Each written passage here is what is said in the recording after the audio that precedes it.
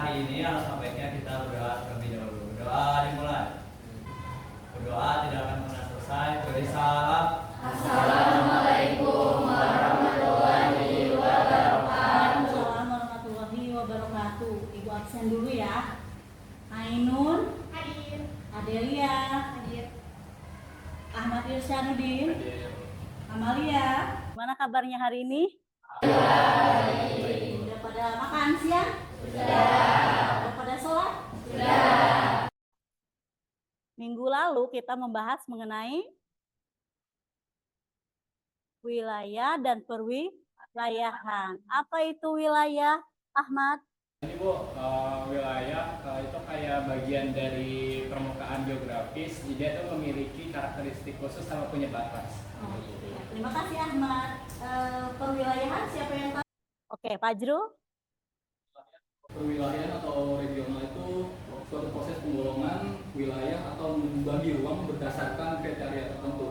Oke, terima kasih Fajrul. Bisa mulai pelajaran?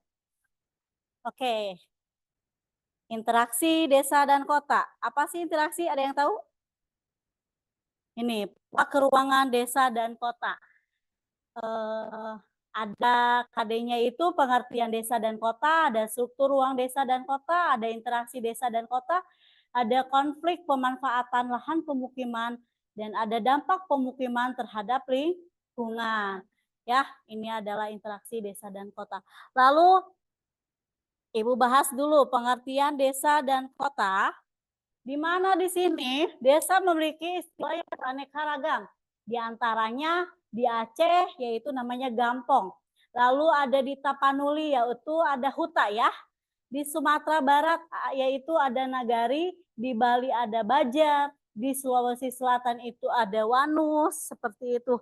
Pengertian desa dan kota. Menurut Erwin Tarto, desa merupakan suatu hasil perwujudan geografis yang timbulkan oleh unsur fisiografis, sosial, ekonomi, dan politik kultural yang terdapat pada suatu daerah serta memiliki hubungan pengaruh timbal balik dengan daerah lain ya.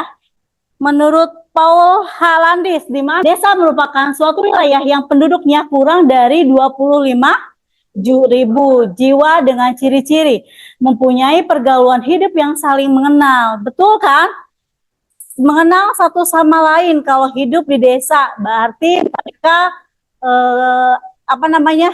keakrabannya erat, sangat kuat. Lalu adanya ikatan perasaan yang sama tentang kebiasaan. Misalkan kebiasaan mereka itu bergotong royong, bahu-membahu ya kan. Lalu adanya, cara berusaha bersifat agraris. Agraris itu apa sih? Pertanian. Pertanian sangat dipengaruhi oleh faktor alam. Biasanya kalau kita nanam padi itu berapa bulan sekali? 6 bulan sekali baru bisa panen. Kalau hidup di desa seperti itu, sistemnya agraris ya. Agraris itu bercocok tanam. Lanjut. Di mana di sini desa memiliki karakteristik tersendiri. Ada ciri-ciri, ada unsur, ada potensi, ada klasifikasi ya. Ini adalah tidak bisa dilepaskan satu sama lainnya ya. Seperti itu. Ini adalah desa. Oke.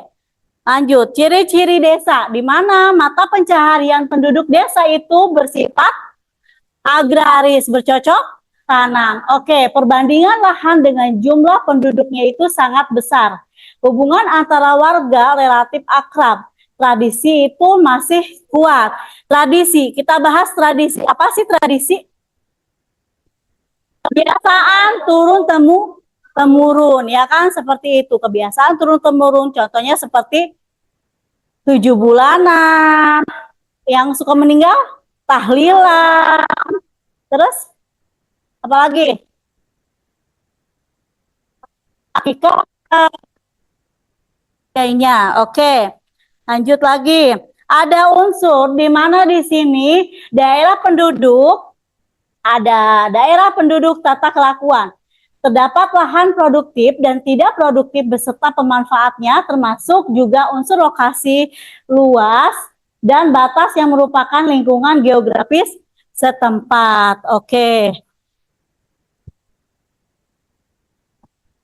Meliputi jumlah penduduknya ya, di mana jumlah penduduk di sini kepadatan, persebaran dan mata pencaharian penduduk desa setempat. Lanjut. Ada apa? Ada ya berupa pola pergaulan masyarakat, adat istiadat, ikatan kekeluargaan dan juga menyangkut seluk-beluk kehidupan masyarakat. Berarti masih erat kekerabatannya seperti itu ya. Oke. Lalu ada potensi fisik sama potensi non fisik. Di mana potensi fisik yaitu berupa tanah, berupa air, iklim, terus ternak, manusia ya. Kalau misalkan dihilangkan salah satu di antara mereka bisa hidup. Tidak ada ya. Oke, lanjut. Potensi fisik dan non-fisik. Non-fisik ya maaf, terdiri dari masyarakat desa, lembaga-lembaga sosial, lalu ada aparatur atau pamong desa. Pamong desa itu seperti apa? Kepala desa, ya kan? Kalau di desa itu ada kepala desa. Kalau misalkan kita bahas ke Irian Jaya ada apa? Kepala suku, ya seperti itu. Oke, klasifikasi. Ada apa klasifikasi? Berdasarkan tingkat perkembangannya dibedakan desa terbelakang, desa berkembang, dan desa maju. Ya, kalau desa terbelakang itu desa swasembada. Kalau misalkan swadaya, maaf. Kalau desa berkembang swakarya. Kalau desa swasembada, desa sangat maju ya di antara dua desa tersebut. Oke. Lalu ada tingkat kemajuan yang dipengaruhi oleh potensi desa, interaksi desa kota, dan lokasi desa. Ini adalah klasifikasi desa, di mana tingkat kemajuan desa ini potensi desa. Seperti apa potensi desa? Sumber daya alam ya. Iya, potensi sumber daya manusia. Terima kasih Raden. Oke, terima kasih. Kita lanjut.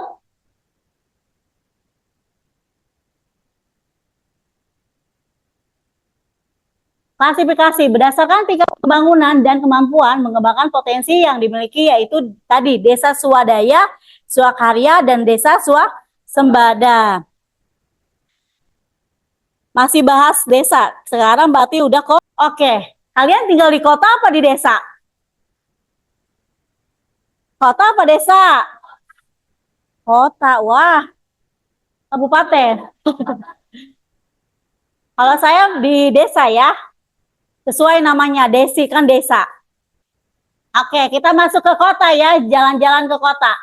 Kota adalah membentang budaya yang timbul oleh unsur alami dan non-alami dengan gejala pemusatan penduduk yang cukup besar dengan corak kehidupan yang bersifat heterogen. Kota adalah membentang budaya yang timbul oleh unsur alami dan non-alami dengan gejala pemusatan penduduk yang cukup besar dengan corak kehidupan yang bersifat heterogen dan materialistis. Kata Bintarto, ya kan? Seperti itu. Terus, ciri-ciri orang kota seperti apa sih? Hedon. Terus? Individualisme. Oke, kota. Gengsi. Individual.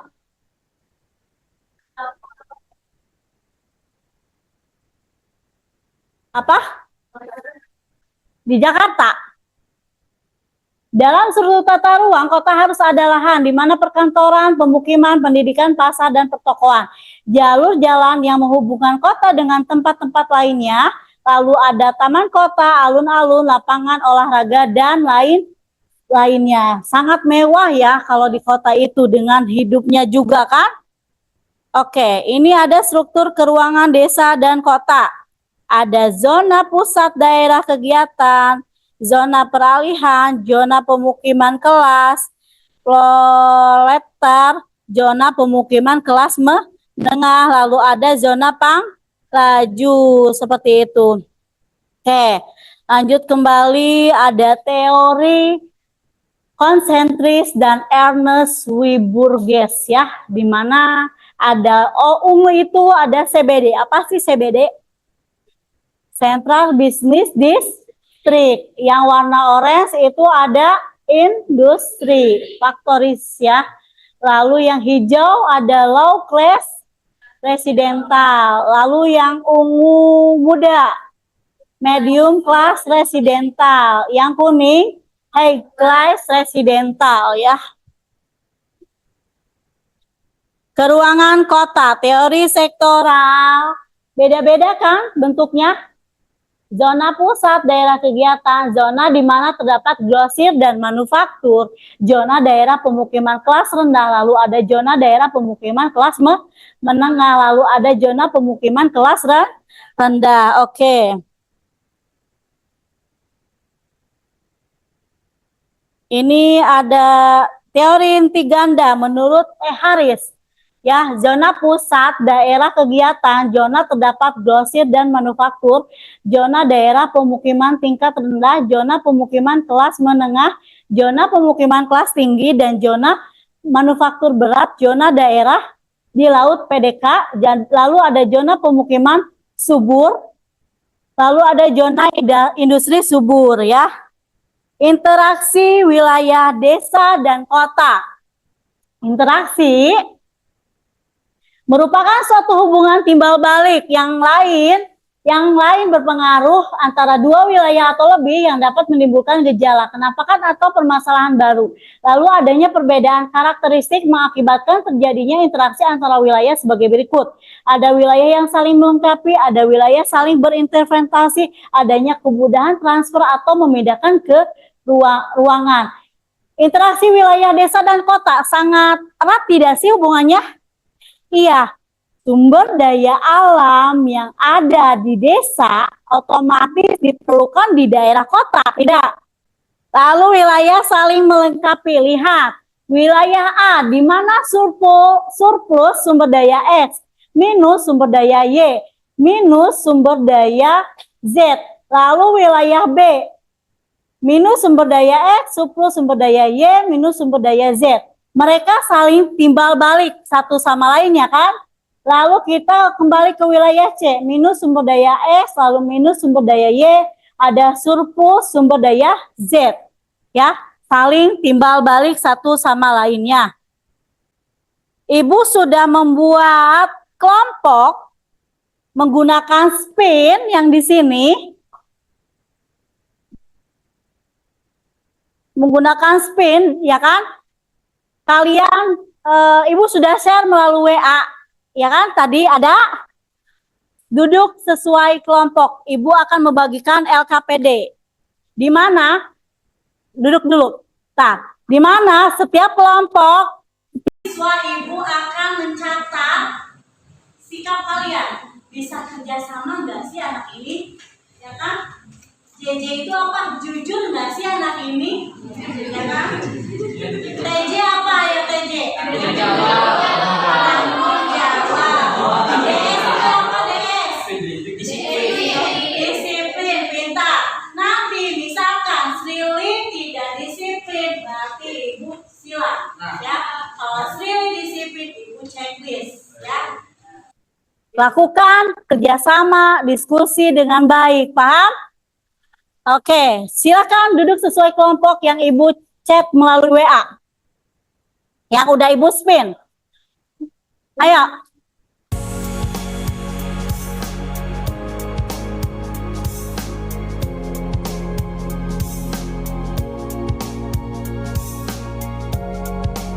Tulis ya, bebas. Nama orang kalian. Ya.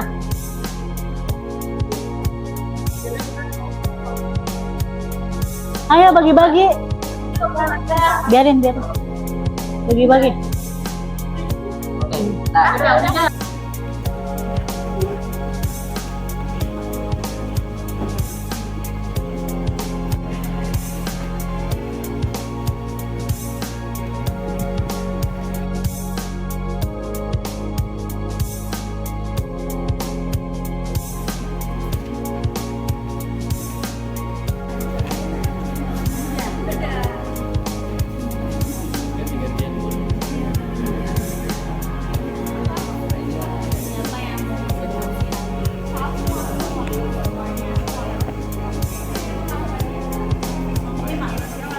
Harus ada komentar dari setiap kelompok, paham? Mau siapapun Ibu akan beri nilai. Yang berkomentar misalkan komentari kelompoknya Raden, mau Bin, mau siapa? Amel, mau Fajrul, mau Najwa, mau Nun ya. Seperti itu, paham? Oke, Mangga silakan ke depan. Mau semua, mau perwakilan kelas, mau perwakilan kelompok? Semua, silakan.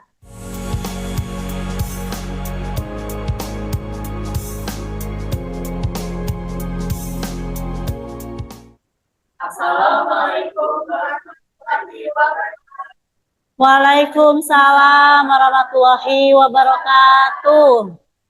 Halo teman-teman, selamat siang.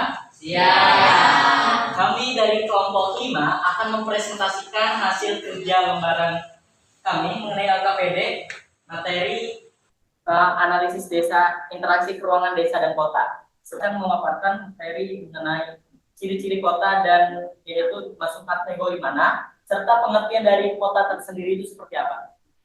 Baik, di sini saya Aulia Rahmanda akan menjelaskan mengenai ciri-ciri kota dan juga kategorinya. Yang pertama itu ada sarana perekonomian seperti pasar ataupun supermarket. Ini termasuk dalam kategori fisik. Jadi seperti yang kita tahu kan, kalau kota tuh dicirikan dengan adanya kayak mall ataupun kayak pasar atau supermarket yang sudah menyediakan berbagai jenis bahan pangan untuk pada masyarakatnya. Jelaskan oleh Ibu Destina, kalau desa tuh kan cenderung tempat rekreasinya tuh sedikit, olahraga juga sedikit. Nah, kalau kota tuh berbanding terbalik sama desa, dia tempat rekreasi dan olahraga itu lebih banyak, dan ini termasuk ke dalam kategori fisik. Mungkin seperti itu saja pemaparan dari tugas seperti hari ini, kelompok. Apakah ada yang ingin ditanyakan atau? Kalau nama saya Amal, saya ingin nambahin aja sih. Tadi kan dibilang kalau misalnya adanya kesenjangan sosial, dan kesenjangan sosial itu ada batas-batasnya antara si kaya dan si miskin. Terus katanya itu tuh berpengaruh kepada ekonomi, mungkin bukan ekonomi kali ya, tapi berpengaruh kepada tingkat kriminalitas yang tinggi. Kan tadi belum dijelasin yang itu, tingkat kriminalitas yang tinggi. Terima kasih sama Mangga. Kelompok Raden, ayo silakan yang mau menjelaskan. Oke, terima kasih Amal atas tambahan atau revisian dari tadi. Oke, jadi baik, kesimpulan pada presentasi kali ini kita dapat mengetahui bahwanya kota itu bisa dalam dipengertiannya itu ada menurut para ahli, menurut undangnya juga, serta menurut kitanya argumentasi sendiri. Lalu di sini juga ada dijelaskan atau dipaparkan mengenai ciri-ciri dari kota sendiri dan termasuk ke kategori seperti apa, maupun fisik dan non fisik. Nah, oleh karenanya banyak beberapa ciri-ciri kota yang dapat kita amati dan dapat kita simpulkan seperti yang telah dipaparkan tadi. Dan setelah presentasi dicukupi pada ditutup. Mohon maaf apabila ada kesalahan atau kekurangan dari kami. Untuk selebihnya kami ucapkan terima kasih. Wabillahi Wassalamualaikum warahmatullahi wabarakatuh.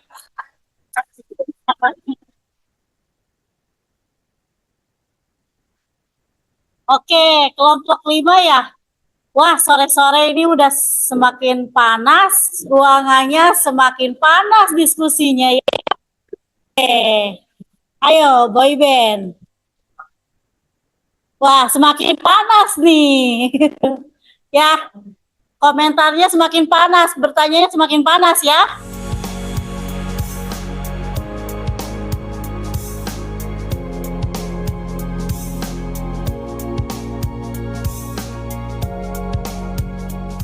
Assalamualaikum warahmatullahi wabarakatuh.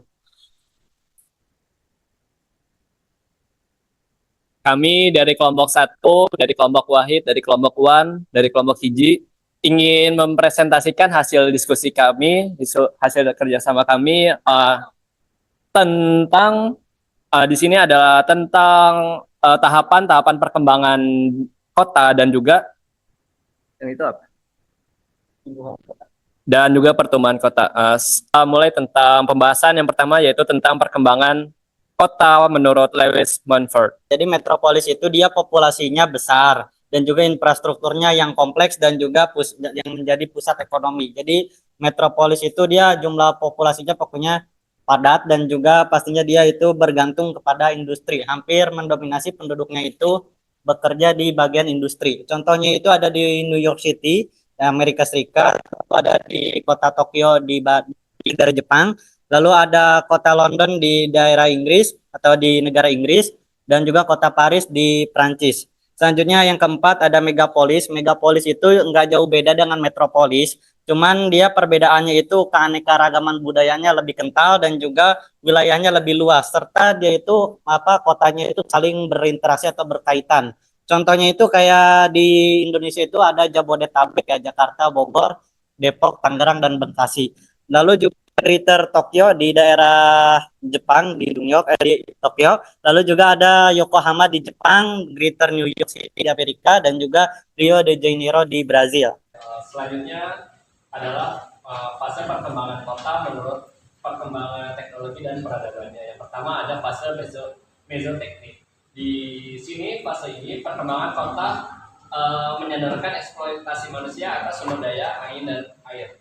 Pada fase ini manusia masih berada di menggunakan atau lebih cenderung ke agraris, di mana dia menggunakan teknologi yang yang bersumber daya dari angin dan air. Misalkan kita melihat ke sawah, di sana ada orang sawah ya. Kita lihat dia itu menggunakan sumber daya dari angin. Jadi angin menggerakkan si orang-orang sawah sehingga membantu petani untuk mengusir misalkan burung-burung ya. Dan juga untuk dari sumber daya air, misalkan kita lihat tuh ada di daerah di persawahan juga dia menggunakan yang namanya kincir air. Yang terakhir di sini saya akan menjelaskan tentang pertumbuhan kota berdasarkan 4 faktor yang berbeda.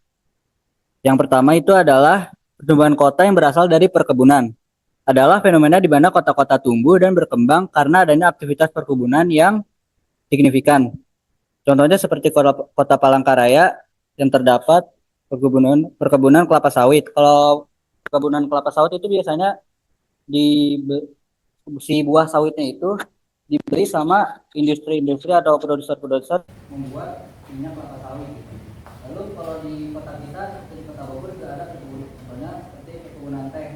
Misalkan kita pernah main nih daerah Puncak, pasti pernah lah ya lihat perkebunan teh gitu yang kita. Silakan, ada sesi pertanyaan. Apakah ada yang ingin menanggapi atau bertanya? Enggak. Dari Ibu. Terima kasih atas sambutannya. Ya. Saya Raden Hadisopo, izin menanggapi presentasinya sangat bagus. Pemaparan materinya lengkap sehingga dapat dipahami gitu oleh teman-temannya. Bahwanya banyak sekali tempat-tempat dan beserta contoh-contohnya tadi yang telah disebutkan. Jadi menambahkan wawasan baru gitu loh bagi yang memang belum tahu. Seperti saya contohnya tadi ada beberapa atau ternyata lokasi ini tuh seperti ini gitu. Nah itu cukup bagus. Dan mungkin bertanya sedikit kalau misalnya yang tingkat kriminalitas tinggi di Meksiko itu contohnya seperti apa ya? Sebelumnya tadi belum dijelaskan. Terima kasih. Tingkat kriminalitas di Meksiko. Kalau tadi pertanyaan dari Raden untuk tingkat kriminalitas tinggi yang terjadi di Meksiko itu banyak ya, karena tingkat kriminalitas itu berkaitan dengan tindakan kejahatan, termasuk salah satunya kayak jual beli narkoba gitu, terus juga penjualan organ manusia yang ilegal, juga dia kayak kebanyakan masyarakatnya itu kayak judi online dan juga terjadi maraknya pencurian.